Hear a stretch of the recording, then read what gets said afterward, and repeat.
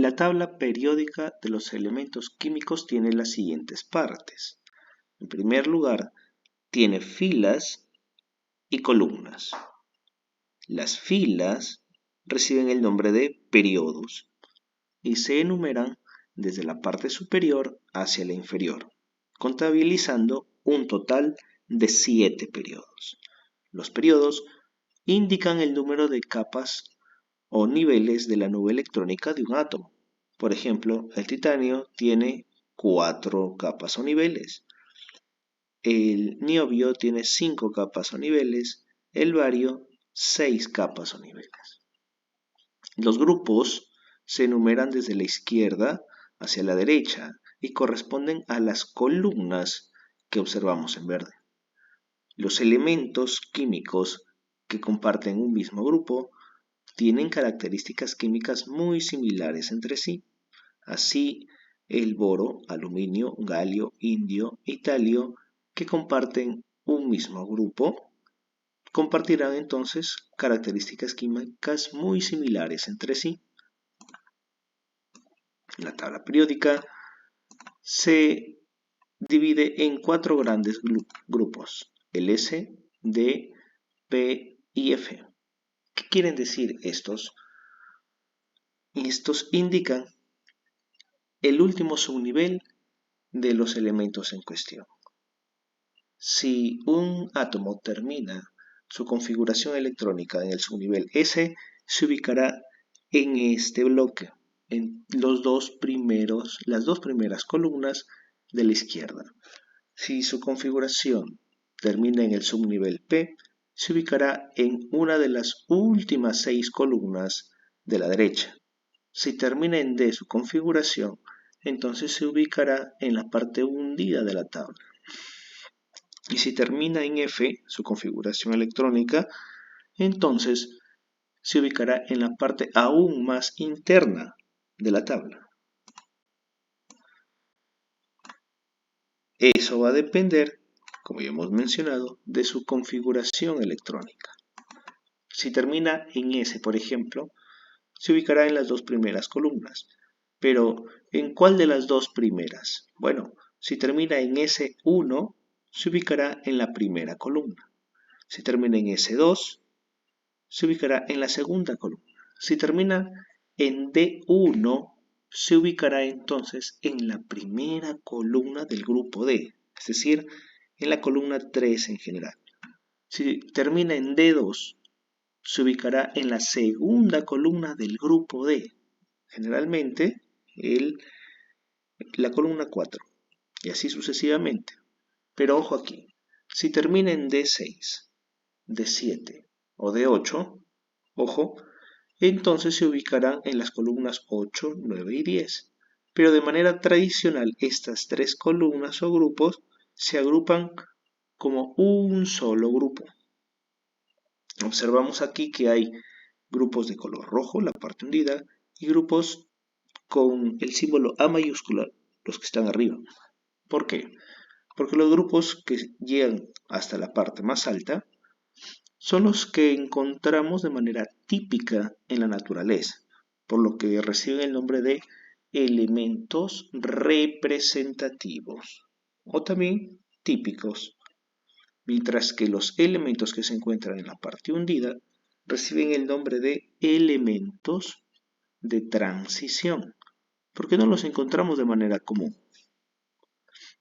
Ahora sí, hay una parte resaltada entre la columna 3 de color 6 y 7 de color celeste. Estos no indican un solo elemento en cada casillero, sino que indica el conjunto de 14 elementos, cada uno de estos casilleros. Este conjunto de elementos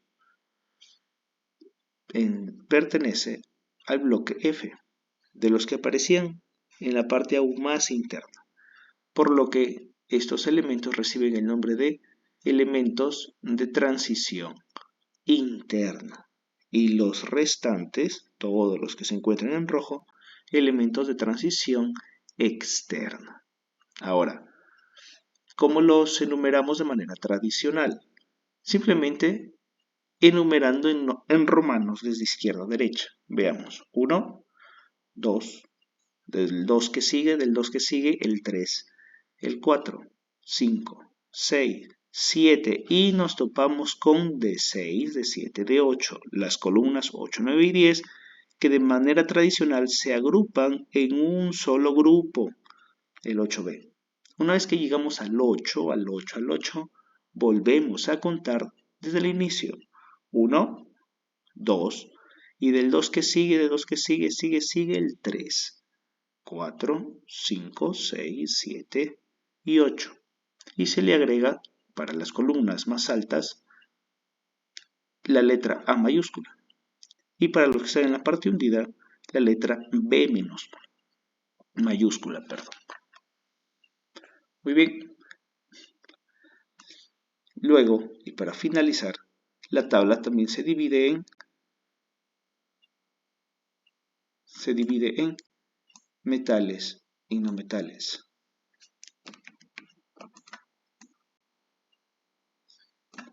Primero vamos a analizar los metales, que son los de celeste.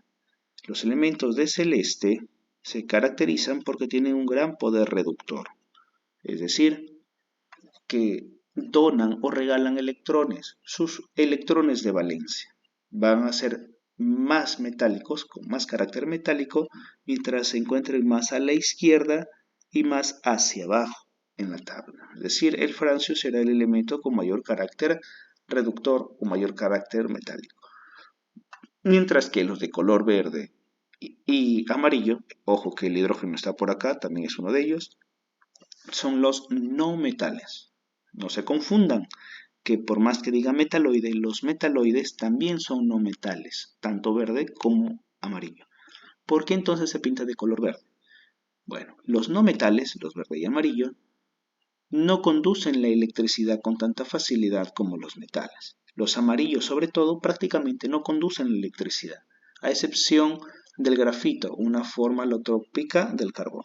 El resto, los del verde, no conducen la electricidad con tanta facilidad, pero pueden hacerlo si en caso les dotamos de calor. A mayor temperatura, estos de verde conducirán mejor la electricidad, por lo que son no metales que pueden conducir la electricidad con calor. Se les llama metaloides o semimetales. Ojo, solamente cuando nos referimos a su conductividad eléctrica, la capacidad de conducir electricidad o no.